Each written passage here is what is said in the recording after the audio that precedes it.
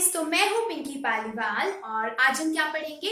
आज हम पढ़ने वाले हैं केमिकल बॉन्डिंग चैप्टर, यानी कि हम केमिकल बॉन्डिंग चैप्टर की सीरीज शुरू करने वाले हैं। तो हम शुरू करते हैं। अब हम क्या पढ़ेंगे, देखो केमिकल बॉन्डिंग तो अपना चैप्टर हो गया। कौन सा चैप्टर है, ये है हमारे पास में क्लास 11th का 4th चैप्टर।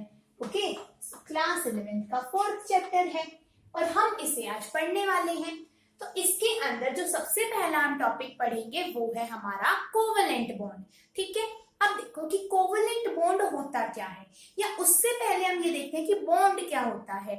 केमिस्ट्री में बॉन्ड का मतलब होता है कि जब आपके पास में दो इलेक्ट्रॉन है, एक इलेक्ट्रॉन इधर है एक एटम के पास में, एक इलेक्ट्रॉन इधर है दूसरे एटम के पास में, अगर वो दोनों एक दूसरे के साथ में जुड़ जाते हैं, बॉन्ड हम यही बोलते हैं ना कि एक तरीके की क्या होती है, आपके पास में एक रिलेशनशिप बोल सकते हैं हम, एक क्या है आपके पास में अटैचमेंट है। तो ठीक ऐसे ही जब इस वाले एटम का इलेक्ट्रॉन इस वाले एटम का इलेक्ट्रॉन एक दूसरे के साथ में क्या कर लेते हैं, या तो बॉन्ड बना ले। बॉन्ड बनाने का मतलब कि एक दूसरे को के साथ में शेयरिंग कर लेंगे। भाई जब तेरे को जरूरत है तो मैं तेरे पास हूँ, जब तेरे को जरूरत है तो मैं तेरे पास हूँ।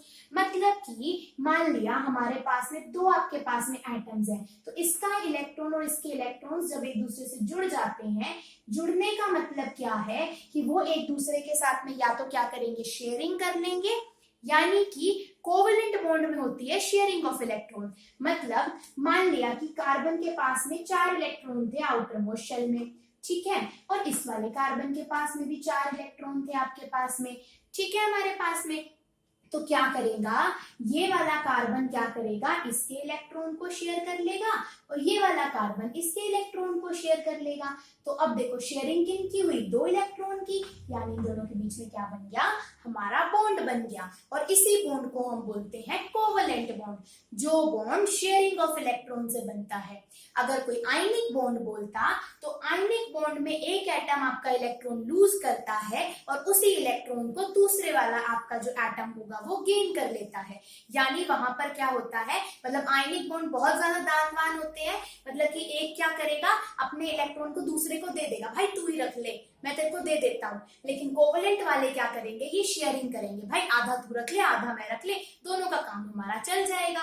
ठीक है भाई, मान लिया कि तुम्हारे घर पे दिखाने आया कि भाई तुम्हें दिखाने की, हाँ भाई मेरे घर पे तो ना एक बड़े वाला सोफा है, ठीक है दो घर में एक ही सोफा। जब तुम्हारे घर में देखने के लिए आए तो तुम क्या करोगे, उसके घर से वो वाला सोफा अपने पास ले आओगे, और उसके घर में देखने आए तो उसके पास ले आओगे। मतलब शेयरिंग चलती है। मतलब ये दो इलेक्ट्रॉन क्या है, ये एक दूसरे की, भाई जब तेरे को जरूरत पड़ी तो मैं तेरे पास हूँ, जब तेरे को जरूरत पड़ी तो मैं तेरे पास हूँ। यानी इस तरीके से यहाँ पर क्या होती है, एक तरीके से शेयरिंग ऑफ इलेक्ट्रॉन होती है, उससे क्या बनता है, हमारा कोवलेंट बॉन्ड बनता है।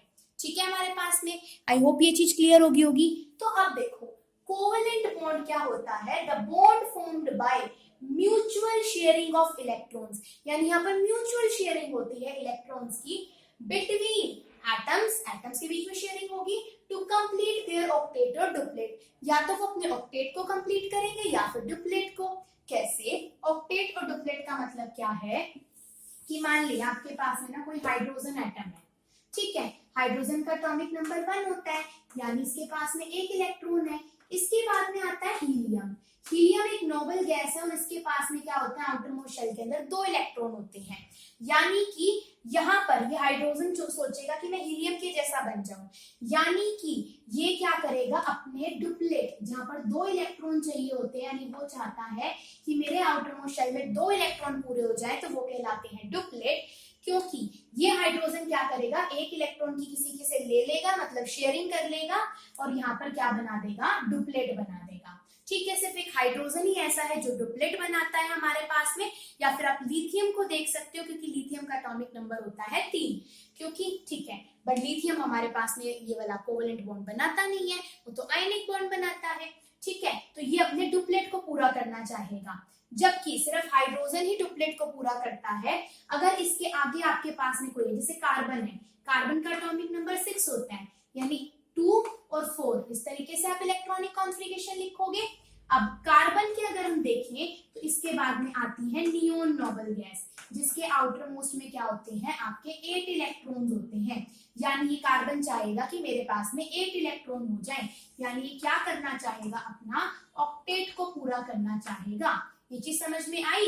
क्योंकि वो क्या, जितनी भी नोबल गैसेस आप आगे बढ़ोगे सबके सब क्या कोशिश करते हैं कि अपने 8 इलेक्ट्रॉन पूरे कर ले, यानी कि ऑक्टेट बनाते हैं। सिर्फ हाइड्रोजन ही क्या बनाता है, डुप्लेट बनाता है। तो ये 4 इलेक्ट्रॉन की किसी के साथ में क्या कर लेगा, शेयरिंग कर लेगा। ठीक है हमारे पास में।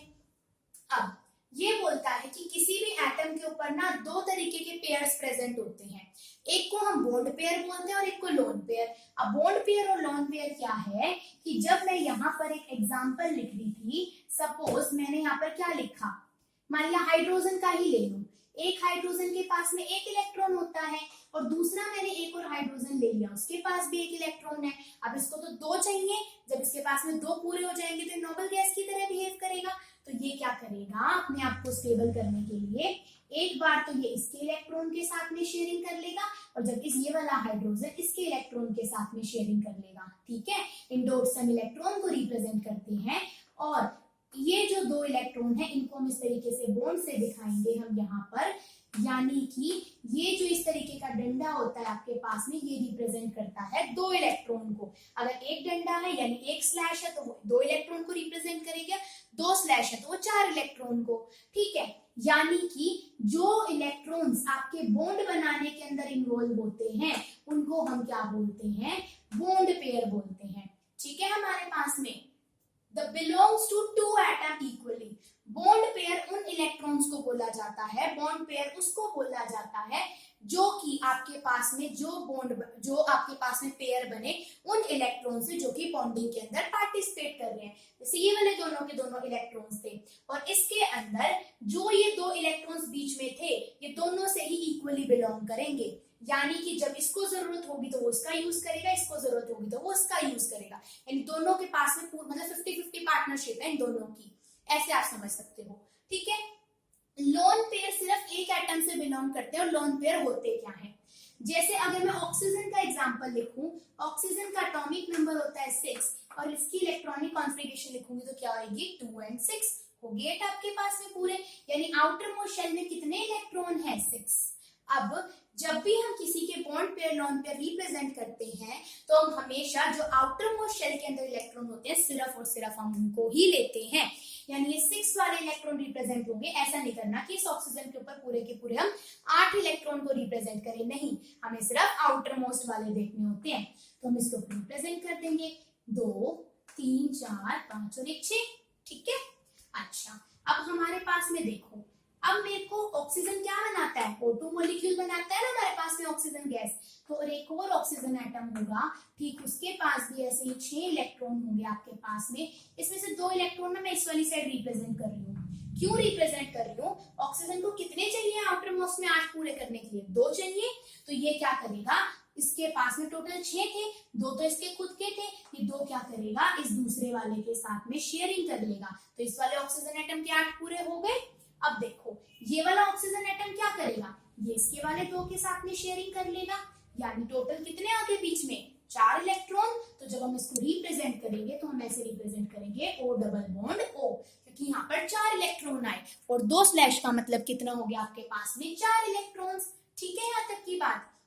अब जो इलेक्ट्रॉन्स यानी जो ये अंदर वाले इलेक्ट्रॉन्स जो बॉन्ड बनाने के अंदर गए वो कहलाएंगे आपके बॉन्ड पेयर, और जो बच गए देखो यहाँ पर ये जो 4 इलेक्ट्रॉन्स हैं ये तो बच गए हमारे पास में, ये तो कहीं बॉन्ड बनाने के अंदर गए ही नहीं, तो ये आपके क्या कहलाते हैं, लोन पेयर्स कहलाते हैं, यानी कि जो बॉन्डिंग के अंदर इलेक्ट्रॉन पार्टिसिपेट नहीं करते हैं।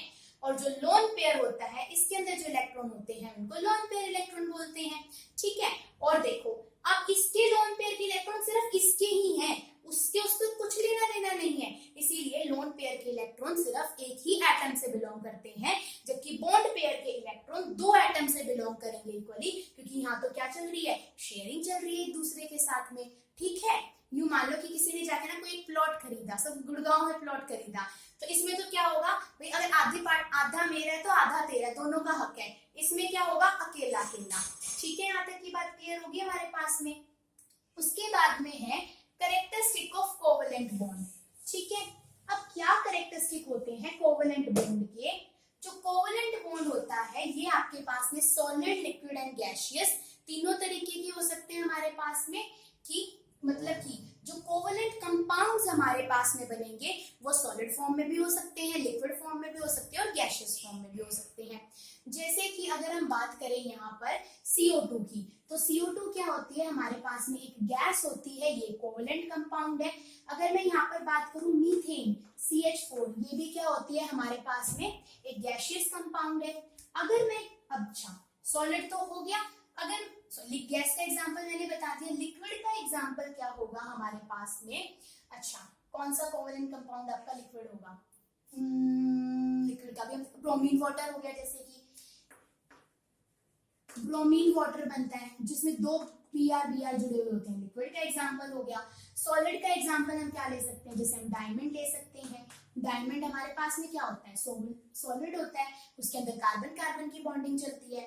फिर बोलता है कि इसके अंदर वीक बॉन्ड होते हैं बिटवीन मॉलिक्यूल्स, यानी कि आयनिक बॉन्ड के कंपैरिजन में कोवलेंट कंपाउंड्स के अंदर वीक बॉन्ड होते हैं, इसीलिए इनका क्या होता है, low melting and boiling point. Next है कि कोवलेंट कंपाउंड हमारे इनऑर्गेनिक वाटर के अंदर सॉल्युबल नहीं होते, इनसॉल्युबल होते हैं वाटर के अंदर। क्यों, क्योंकि देखो कोवलेंट कंपाउंड बनाता है ज्यादातर हमारे कौन से कंपाउंड्स, ये बनाता है ऑर्गेनिक कंपाउंड्स को। और अगर ये ऑर्गेनिक कंपाउंड्स को हमारे पास में बनाता है तो एक थ्योरी होती है that like dissolve like. Like dissolve like का मतलब ये होता है कि ऑर्गेनिक कंपाउंड आपका ऑर्गेनिक सॉल्वेंट में डिसॉल्व होगा और इनऑर्गेनिक कंपाउंड इनऑर्गेनिक सॉल्वेंट में। अब वाटर तो एक इनऑर्गेनिक सॉल्वेंट है, तो इसके अंदर ये कोवलेंट कंपाउंड सॉल्युबल नहीं होंगे। ये किसके अंदर सॉल्युबल होंगे, किसी ऑर्गेनिक सॉल्वेंट के अंदर, जैसे बेंजीन हो गया हमारे पास में, टॉल्यूइन हो गया। फिर उसके बाद में ये बैड कंडक्टर ऑफ इलेक्ट्रिसिटी होते हैं, इलेक्ट्रिसिटी को कंडक्ट नहीं करते हैं। इनकी रिएक्शन स्लो होती है, मतलब एक तो आप आयनिक कंपाउंड की रिएक्शन कराओ और एक कोवलेंट कंपाउंड की, तो आयनिक कंपाउंड बहुत जल्दी बन जाते हैं, जबकि कोवलेंट कंपाउंड को बनने में क्या लगता है, टाइम लगता है हमारे पास में।